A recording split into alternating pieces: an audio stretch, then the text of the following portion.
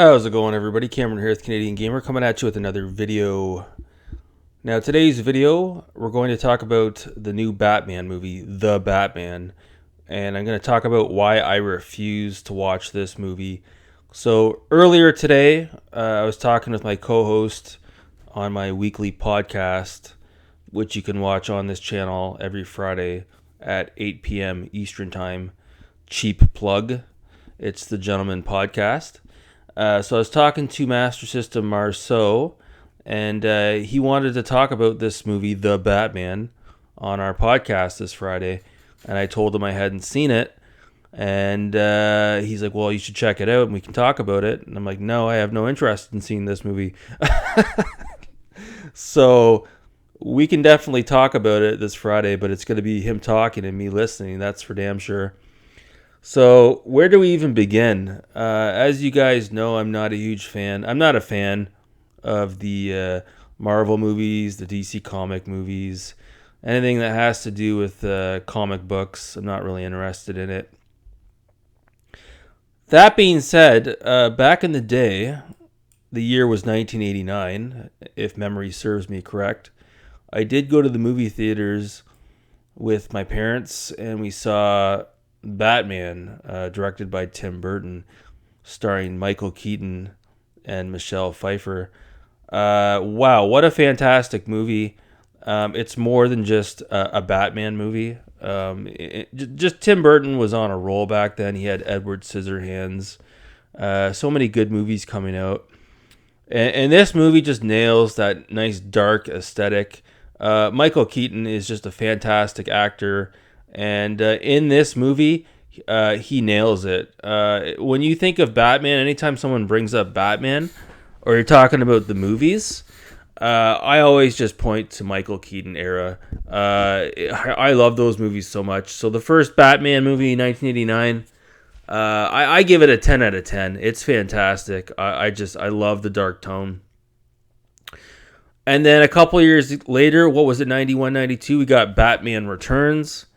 And that one had Michelle Pfeiffer in it, as Catwoman. And we had Danny DeVito in there as the Penguin. That one's even darker than the first movie. Batman Returns, I don't know which one's better. I'd say maybe we've got a situation on our hands here. It's kind of like Back to the Future, you know. The first Back to the Future is the best one, but I prefer number 2. Might be the same with Batman and Batman Returns. I think Batman Returns is probably even better than the first movie. That's just my opinion. And then a couple years later, Michael Keaton, he walked away from the role, and we get the incomparable Val Kilmer. He steps in, and we get Batman Forever. Now, Batman Forever is not a good movie. I would say Val Kilmer was about as good as you could get as the next person to step into that role, aside from Michael Keaton. He just had the look. He had the right look to him to pull it off. And then you had Jim Carrey, who, again, Batman Forever is not a good movie, but Jim Carrey as the Riddler, he nailed it. It was really good. But the rest of the cast, you got Tommy Lee Jones, who was kind of the flavor of the week at that time. Same goes with Alicia Silverstone. I think she was in that movie. I could be wrong. Maybe she was in the next one.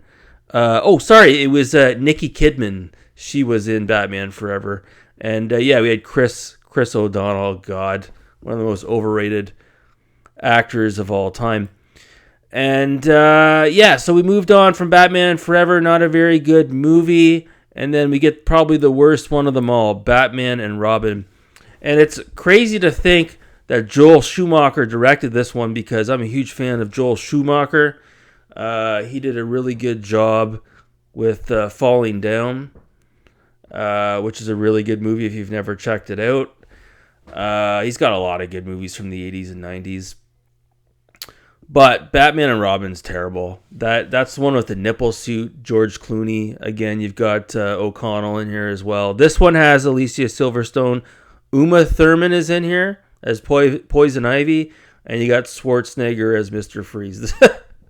Let's just move on from this. We don't want to spend too much time here on Batman and Robin. Terrible video game as well. And then Batman, the movie series, took a hiatus for a number of years until Christopher Nolan stepped in. And I'm not a huge fan of Christopher Nolan. I like his first couple of movies. They're kind of indie-esque. But Christopher Nolan steps in and we get Batman Begins. Wow, talk about a bloated affair. How long is this movie? 3 hours long? I don't think it's a good movie. Yes, I've seen it. I've seen it twice. It's a slog fest. It's boring. I do think that Christian Bale is a really good actor. But I wasn't crazy on Batman Begins. The Dark Knight, I think that movie's extremely overrated. I think the untimely death of Heath Ledger elevated this movie to the point where people were just sort of praising it up and down, left, right, and center. And it's like that in the entertainment industry. Anytime somebody dies, if it's a musician, the next thing you know, everybody's out buying their music. And the same goes with movies as well. You can have a mediocre movie, and maybe there's someone in the movie. And hey, Heath Ledger did a fine job as the Joker, but the movie's not that good, guys. It's not that good. People oversell this movie only because of Heath Ledger, and that's the truth. I'm sorry. So The Dark Knight, whatever. If that's your favorite one, good for you. I don't think that holds a candle to Tim Burton's Batman movies. And then you have 2012's The Dark Knight Rises. I don't even think too many people really talked about that one. I didn't see that one. I skipped over that one, so I can't say anything. But it's probably more of the same. And then we get in March of this year, we get The Batman. And oh my God. It's fucking Twilight meets The Batman. Oh my God. They put this guy in here as the leading man playing Bruce Wayne. Really? This guy? Oh my God. I can't, guys. I can't. Robert Pattinson? Oh my God. Please stop. And this is my problem. I can't watch these reboots. I can't handle it. I can't fucking handle it. I'm not going to watch the new Halloween movie.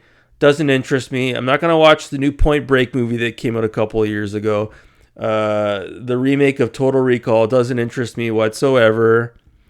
I'm not interested in the new Terminator movies. If they come out with a new Prometheus or an Alien movie, I'm probably not going to watch it either. And I'm not going to watch the new Ghostbusters movie. It looks fucking terrible. Afterlife, is that what it's called? I can't stand it. So if you guys want to shove a pitchfork up my ass because I refuse to adopt to the time and watch a lot of these reboots of old franchises, so be it. But Hollywood has, they've run out of ideas, and I don't know. This just I'm watching the trailer here, and I don't see it, guys. I don't see it. This just looks really fucking terrible. It looks like you're watching The Batman meets Twilight, and even when this comes to Netflix, I ain't gonna watch it. I don't give two shits about this movie whatsoever. Doesn't interest me. So leave it in the comments below. Am I being too critical here? Should I watch this movie before I give my opinion? I don't think so. Anyways, guys, thanks so much for watching. Have a good night.